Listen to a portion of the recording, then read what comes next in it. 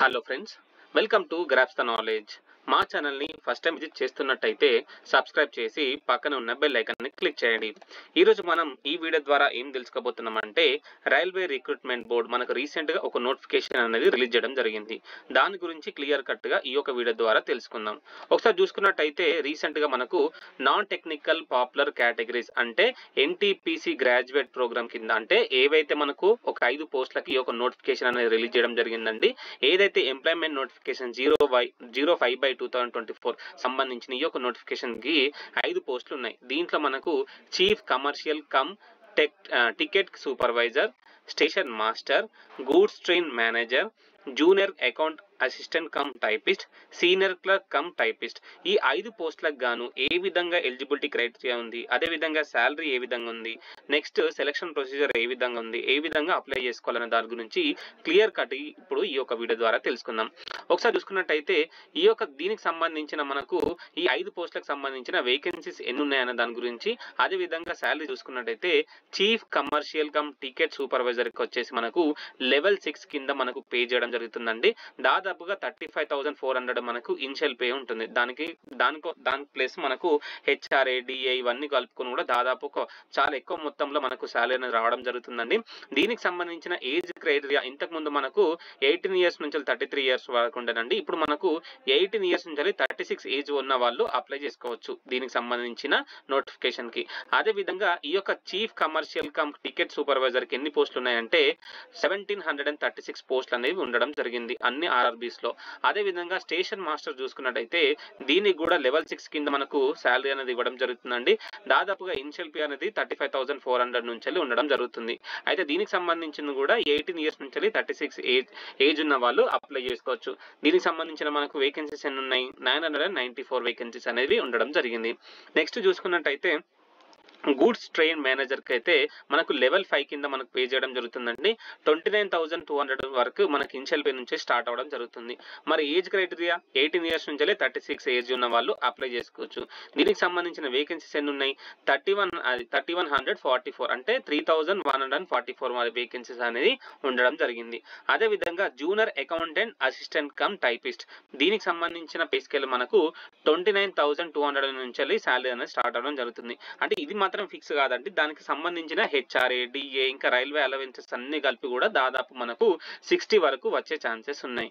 అయితే దీనికి సంబంధించింది కూడా మనకు 18 నుంచి 36 ఏజ్ ఉన్న వాళ్ళు అప్లై చేసుకోవచ్చు, ఆ మధ్యలో ఉన్న వాళ్ళు అప్లై చేసుకోవచ్చు. అదే విధంగా దీనికి సంబంధించిన మన వేకెన్సీస్ 1507 వేకెన్సీస్ అనేవి ఉండడం జరిగింది.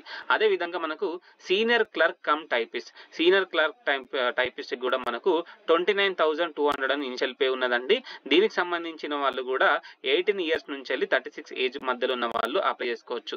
మొత్తం కూడా ఈ యొక్క సీనియర్ కమ్ టైపిస్ట్ వచ్చేసి 732 వేకెన్సీస్ అనేవి ఉండడం జరిగింది.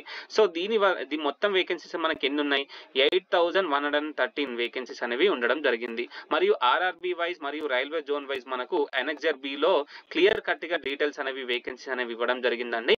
దానికి సంబంధించి కూడా మన డిస్క్రిప్షన్ లో పెడతాను, అది కూడా మీరు చూసుకోండి. అంటే ఫుల్ నోటిఫికేషన్ కూడా మన డిస్క్రిప్షన్ లో పెడతాను. సో దీనికి సంబంధించింది కూడా మనకు ఏజ్ క్రైటీరియా అంటే ఇంతకుముందు చెప్పిన కదండి 18 ఇయర్స్ నుంచి 36 అంటే ఇంతకుముందు ఎట్లుండనంటే 18 ఇయర్స్ నుంచి 33 ఏజ్ వాళ్ళకు అప్లై చేసుకోవచ్చు. రీసెంట్ గా మనకు కోవిడ్ ఎఫెక్ట్ అయిన దాని గురించి వాళ్ళు దృష్టిలో పెట్టుకొని 36 ఏజ్ వరకు మనకు పెంచడం జరిగింది. 18 ఇయర్స్ నుంచి 36 ఏజ్ మధ్యలో ఉన్న వాళ్ళు అప్లై చేసుకోవచ్చు. అదే విధంగా మనకు ఇక్కడ చూడండి, అంటే ఎప్పటిలోపు జన్మించి ఉండాలి అదొకసారి చూడండి. ఇక్కడ చూడండి, అన్రిజర్వ్డ్ మరియు ఈడబ్ల్యూఎస్ వాళ్ళు వచ్చేసి 2nd 1st 1989 తర్వాత జన్మించి ఉండాలి.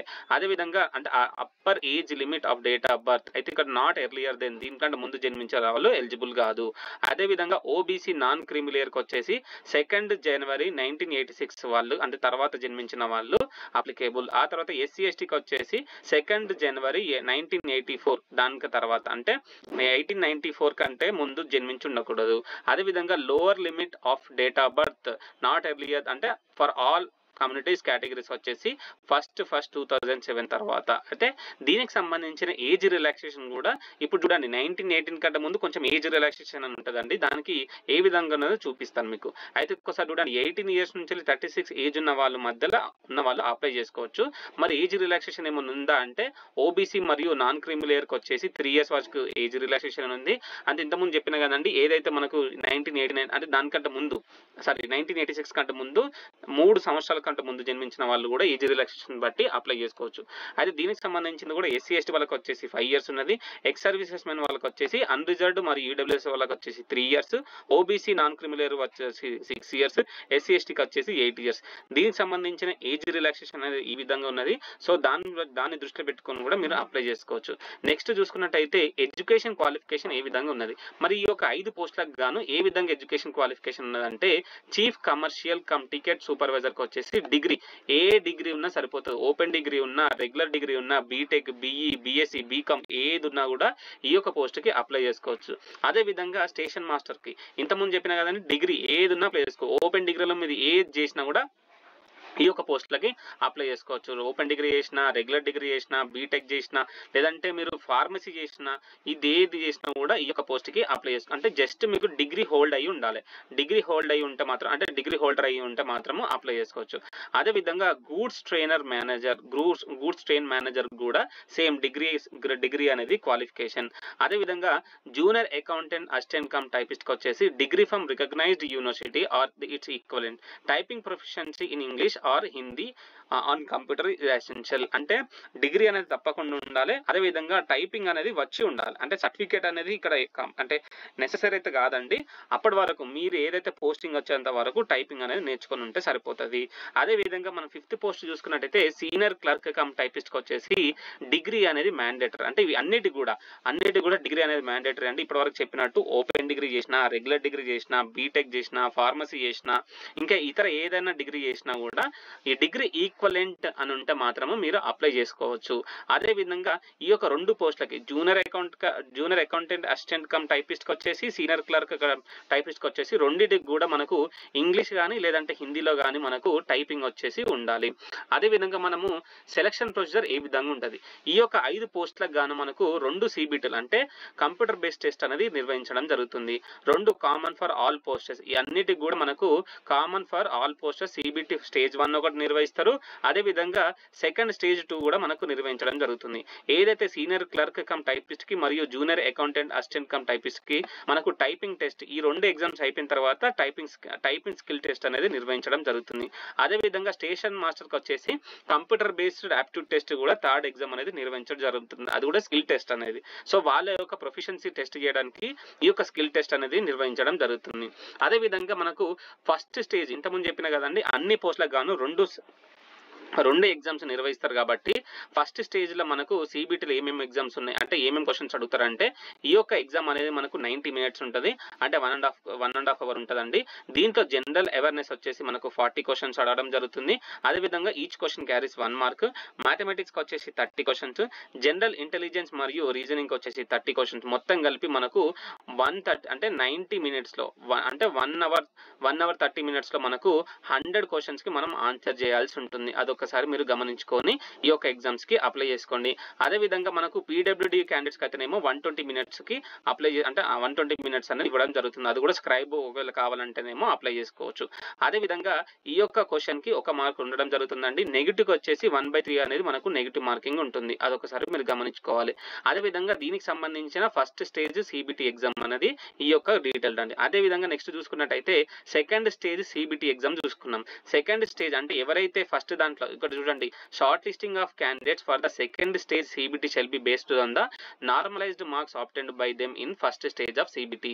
ఎవరైతే సిబిటిలో నార్మలైజ్డ్ మార్క్స్ తెచ్చుకుంటారో వాళ్ళు ఎవరైతే క్వాలిఫై అవుతారో వాళ్ళకి సెకండ్ స్టేజ్ ఆఫ్ సిబిటి అంటే సిబిటి అంటే ఏంది, కంప్యూటర్ బేస్డ్ టెస్ట్ అనేది నిర్వహించడం జరుగుతుంది.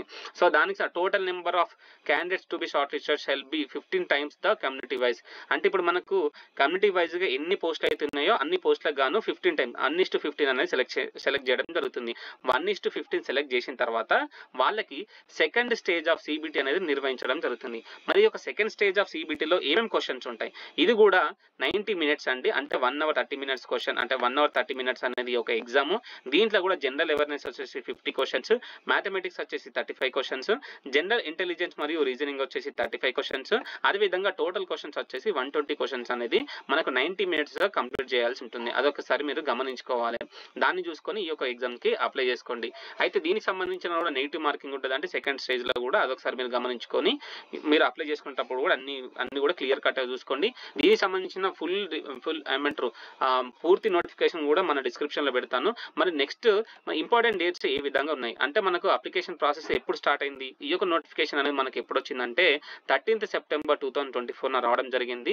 14th సెప్టెంబర్ 2024 అప్లికేషన్ ప్రాసెస్ అనేది స్టార్ట్ అవడం జరిగింది. మరి లాస్ట్ డేట్ ఎప్పుడు ఉంది, 13th అక్టోబర్ 2024 రాత్రి 11:59 వరకు ఈ యొక్క ఆన్లైన్ అప్లికేషన్ అనేది ఉండడం జరుగుతుంది. ఎవరు కూడా లాస్ట్ డేట్ వరకు అయితే వెయిట్ చేయొద్దు, సర్వర్ బిజీ అయితే రావడం జరుగుతుంది. అదొకసారి గమనించుకొని మీరు అప్లై చేసుకోవచ్చు.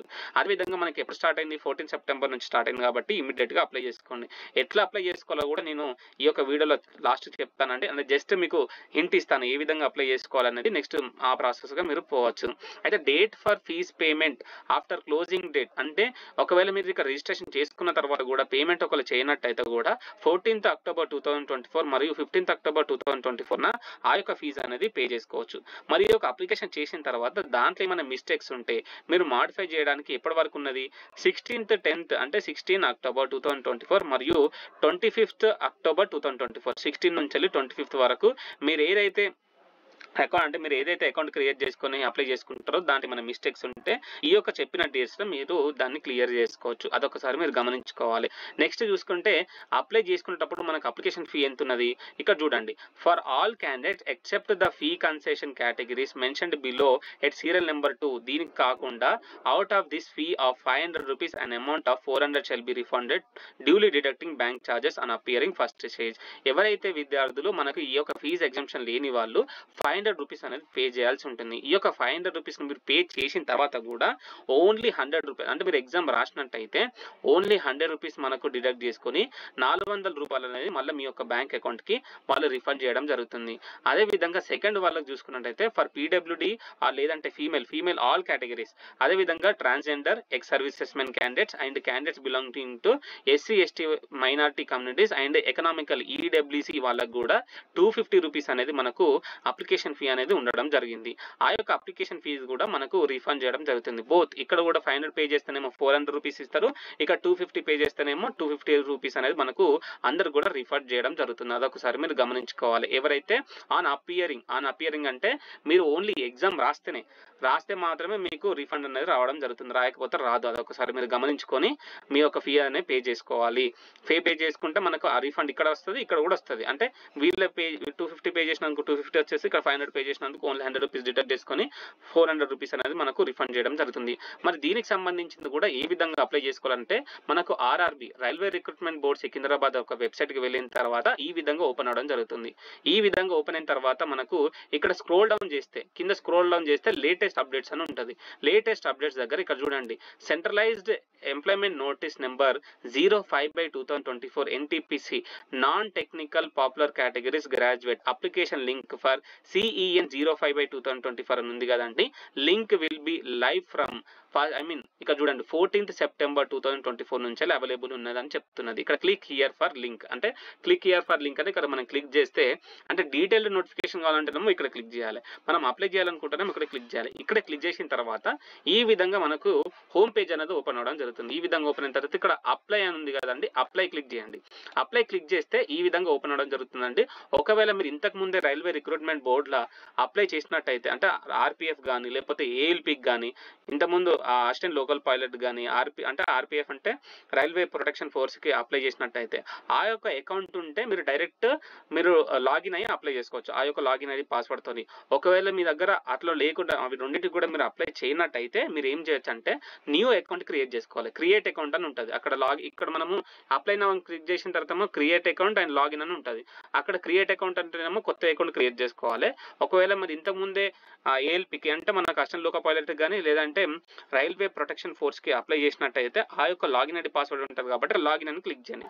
లాగిన్ అని క్లిక్ చేస్తే మీకు ఇంతకుముందు ఏ డీటెయిల్స్ అయితే ఫిల్ చేసినారో ఆ డీటెయిల్స్ అన్నీ వస్తాయి. మీరు ఓన్లీ దాంట్లో ఏవైతే డీటెయిల్స్ కొన్ని అడుగుతాయో ఆ డీటెయిల్స్ అని ఫిల్ చేసేసి రీసెంట్ పాస్పోర్ట్ సైజ్ ఫోటో పెట్టేసి మీరు అప్లై చేసుకోవచ్చు.